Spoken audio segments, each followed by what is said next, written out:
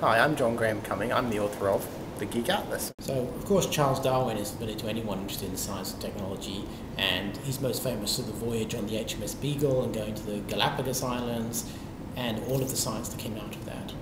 For the last 40 years of his life, and while he was writing The Origin of the Species, he actually lived in a place called Down House, which is in Kent in England. That's place 043 in the book. And the nice thing about Down House is that it's been completely restored to the state it was in when he lived there, with his equipment, with the big easy chair he sat in to do all the writing and thinking. But the real interest lies outside the house. In the garden is the superb set of gardens and lawns and other bits of wild land that Darwin actually put in place so he could think about natural selection. So you can see the different sorts of plants he put there, the area he left fallow so that he could see what was happening and think about natural selection. And there's also the path along which he walked every day, taking a daily constitutional, and thought about the theory of natural selection and his other works. This sandy path is something that he built.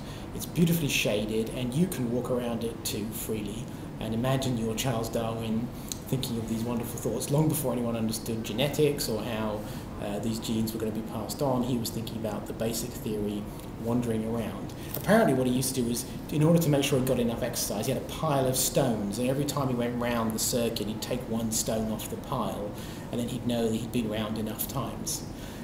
I've always thought that was kind of funny because you'd think he could just count down, but I suppose he was thinking about so many other things that he'd lose track of the number of times he'd been around, and the pile of stones was very, very interesting.